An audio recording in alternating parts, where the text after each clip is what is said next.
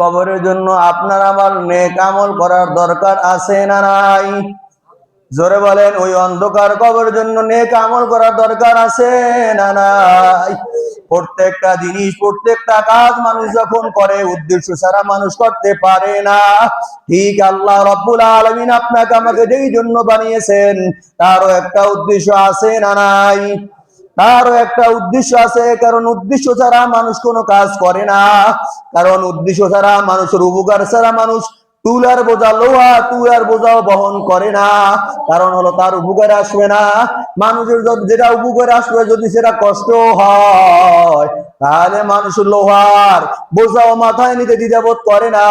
অতএব যেহেতু আল্লাহ রাব্বুল আলামিন আপনাকে আমাকে বানাইছেন, তার একটা উদ্দেশ্য আছে না নাই? অবশ্যই আছে, অবশ্যই আছে।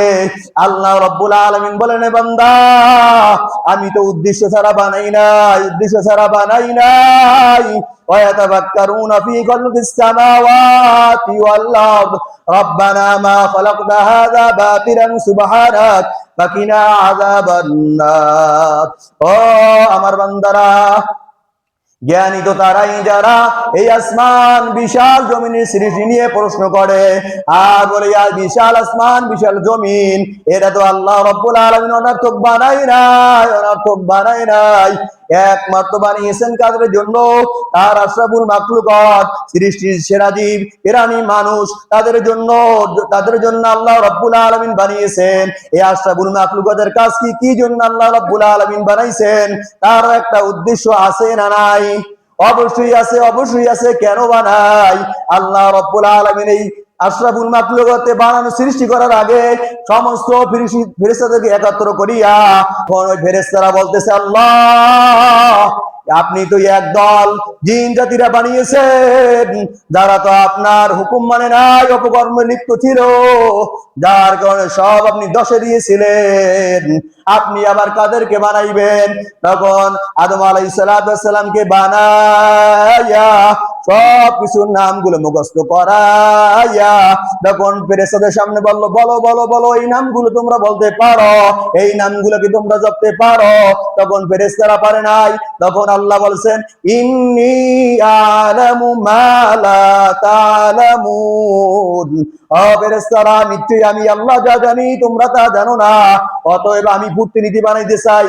ওয়া ইয ক্বালা রাব্বুকা লিল মালাইকাতি ইন্নী জাইলুন ফিল আরদি খলিফা।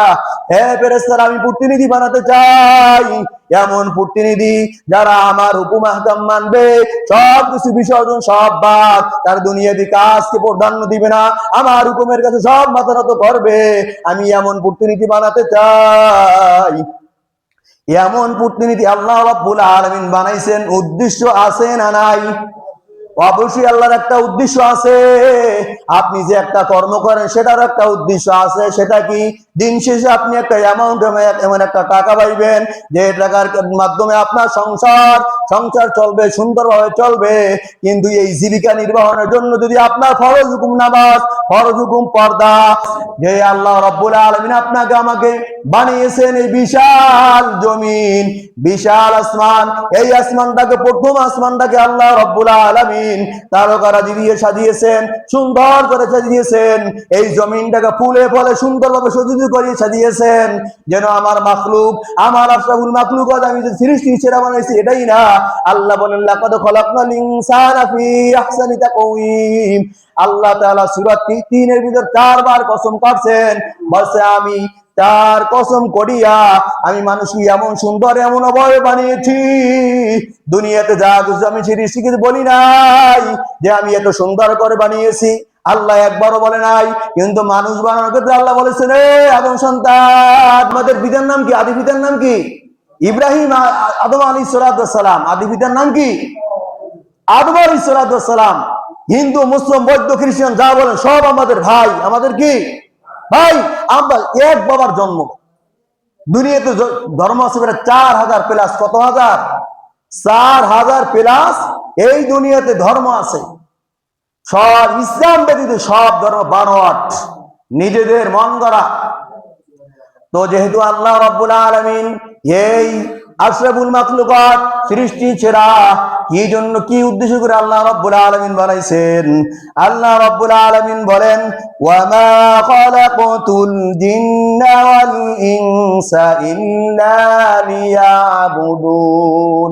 আল্লাহ রাব্বুল আলামিন বলেন, জিন এবং মানুষকে আমি আমার হুকুম আহকামের জন্য বানিয়েছি, আমার দাসত্ব করার জন্য বানিয়েছি, আমার ইবাদত করার জন্য বানিয়েছি, অন্য কোনো কিছুর জন্য বানাই নাই।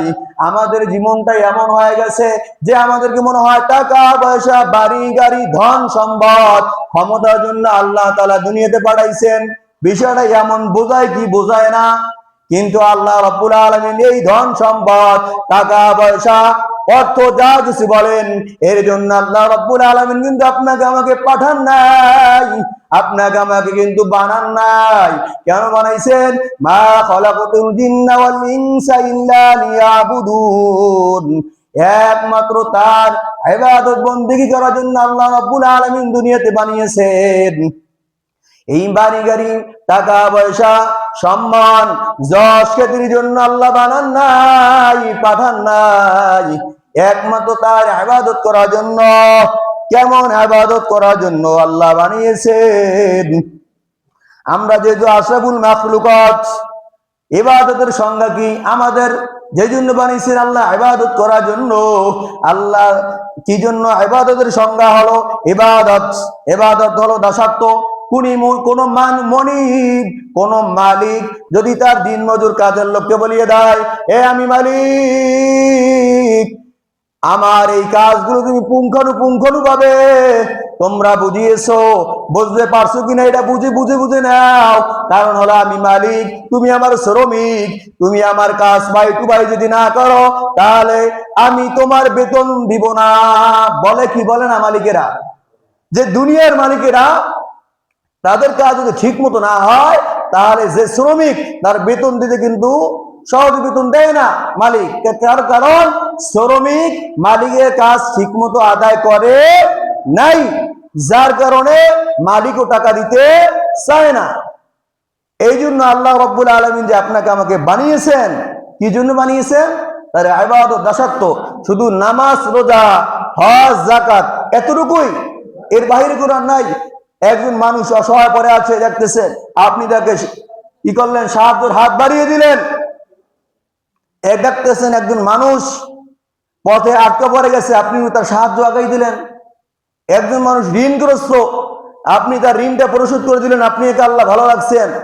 হাদিসের ভিতরে আছে, আল্লাহ নবী বলেন, যেমন কিছু লোক ওই জান্নাতের মধ্যে হাসরের ময়দানে দেখা হবে, যারা নিজের ভাইকে সাহায্যের জন্য এগিয়ে আসছে, ভাই ঋণী হয়ে গেছে, নিজের টাকা দিয়ে বলছে, ভাই আপনার ঋণটা দিয়ে শোধ করে নেন এবং